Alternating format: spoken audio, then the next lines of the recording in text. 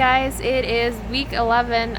It's a Thursday, and I'm actually flying out tonight to go to the East Coast on an impromptu trip with my brother. He's taking me there so that we can spend some time and look around different areas before I head out to Japan in 2 weeks. And so I'm really grateful for that.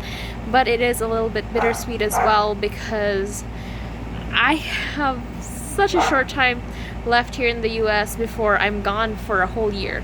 I've been canvassing my neighborhood and I've done maybe 2/5 of the area that I wanted to do. And I mean, that's kind of expected, I guess, because I'm canvassing on my own.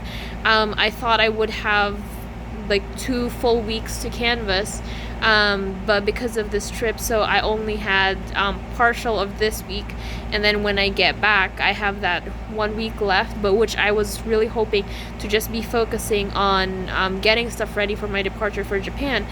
And I'm just thinking of the prayer of Heidi Cynthia. She's one of the speakers at iShare this past iShare, and what she said was when she was at Harvard, what she was praying for Bible studies, and she had 3 to 4 Bible studies a week, and she said, Lord, I don't want to turn anyone away, even though I am busy with all my studies and stuff.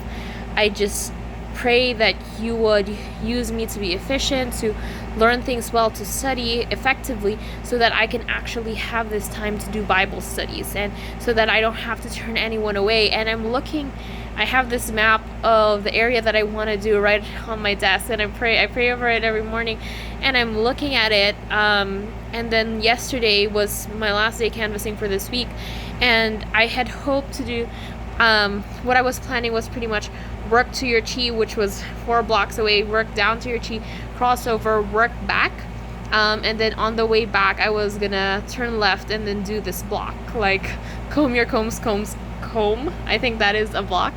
And then so I was hoping to do that, but I was only able to do the 4 blocks, and then one back up, and because I had an appointment that evening that I couldn't get out of, and so it was just like that was my last day canvassing for the week. When I get back from this trip, I don't even know if I will be able to canvass that 1 week before I leave for Japan, because I'll be so busy with the preparations and all this other things.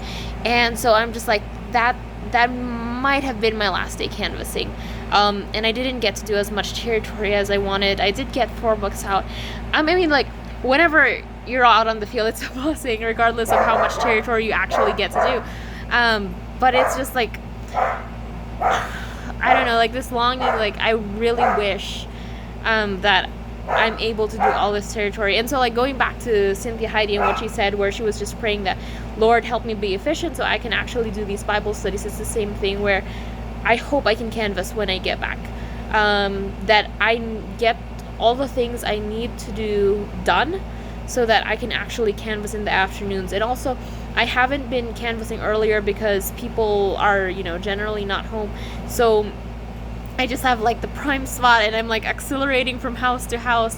And so I'm really just praying for this territory. I actually have a friend in the area who did Youth Rush with me, and I'm hoping that he can canvas with me, but he's also really busy with school. So hopefully maybe first week of September we'll be able to canvas together. And so, like, I really just want to get this territory done before I'm gone for a year. This area wasn't done this year, so it's just like, oh Lord, that's really my prayer, that I'll be able to still do some territory before I leave for Japan, and also that things will just fall into place for all the things that I need to get done to be done. But I do want to talk a little bit about yesterday and how God blessed. So I was just there were several things. I've been meeting a lot of Christians, been able to do a lot more prayer than I have in other days on the field. And so, not here, but when I was in Youth Rush. And so like it was really neat to see that spiritual interest. I met this guy, and then he was like, oh, he was more interested in helping me out than actually getting me the books. And then it was like, I asked about his spiritual background, and he'd already given me a $20 bill. And then he was like, yeah, we're Christians. And I was like, oh, what are you reading the Bible right now? He's like, oh, we're going the second time around through the Bible, he and his wife. And I was like, oh, that's so wonderful. And so I gave him an answer book as like, kind of like a Bible study, 23 different topics. I do the Canvas, and then and I was like, for your donation you can actually get this one as well. I gave him Daniel, but he said he didn't have a DVD player, so I switched him out for GC, and so he got an Answers GC. And when I gave that, he was like, here, have a little bit more. And so he just like pulled a few more dollars out of his wallet. I think that was all the cash that he had, but it was really nice to have somebody give, and then seeing what these books are about, and the message that he wanted to give some more, and so that was precious. I also I met this Filipino. I was showing him a kid's book, and then I think it's natural to have a burden for people of a similar background than you. And so like when I meet a Filipino, I just really hope that I'm able to connect with them and that they get a book. And so I was talking to him, and then I showed him Habits That Heal. I was like, okay, that's for the kids. And then I was like, this is for you. I showed him Habits That Heal, and he was like, does this have a association with a religion?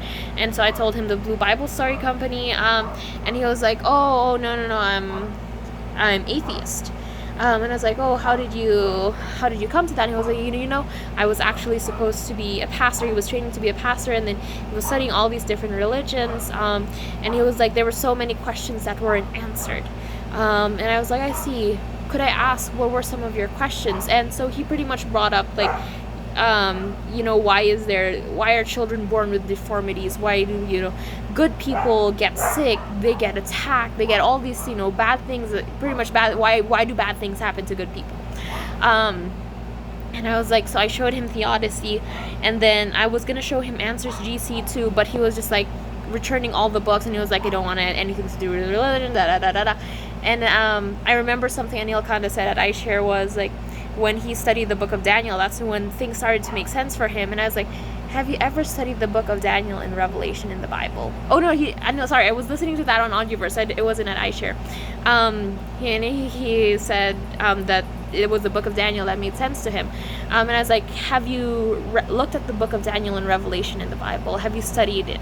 And he was like, oh, not really. And I was like, check it out. And I was just encouraging him to check it out. And then I brought back Theodicy, and I was like, if there's a chance that these could answer your questions, isn't it worth looking at it? And then he was just like, no, I don't want it. And so I just went like, any donations help for school, and he did donate. But he wouldn't take the material, and that for me is just so sad. Because like, if you have questions and you're wanting answers about like, why are all these things happening, and if there's a chance it's right, if there is no God, if this is just all a big mistake and we just came to existence by accident, if you're right and I'm wrong, then I don't lose anything by believing in God. I lived a simpler, happier life that was full of comfort and peace, and that's my only consequence, really, if I believed in God. But if I'm right, if what I believe is the truth, that there is a God out there, then you have so much to lose. And so like that to me was really like heartbreaking, because like, here is something that could give you satisfying answers to these questions. And I told him how like my friends and I had recently watched it, and how like it gave him like shared a little bit about the DVD from personal testimony, and he was just like, no, I don't want it.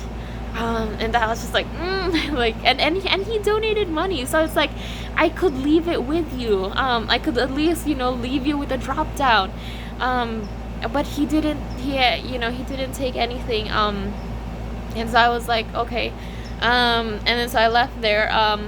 I think it was, yeah, it was the second to the last door that I knocked on was another Filipino man, and he did donate to me. He ended up getting Habits Daniel, and so that was nice. He was more interested in just like supporting me, really, than in the material. But to like, I appreciate that at least at the end of the night I was able to, you know, minister to another Filipino. And so I really hope that that man, even if, you know, he didn't get any material at all, that he would go back and maybe look at the Bible and study out Daniel and Revelation.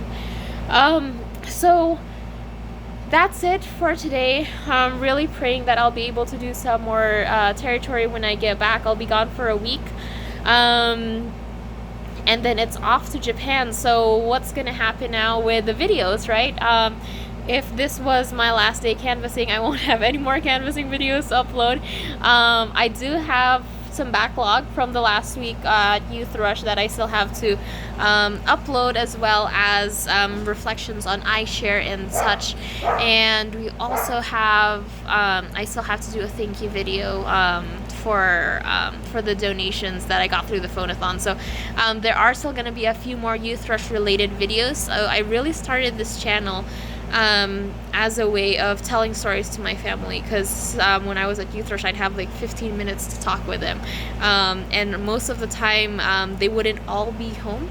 So I started these videos so that I could share my experience with them, and then they could watch it at their, you know, on their own time.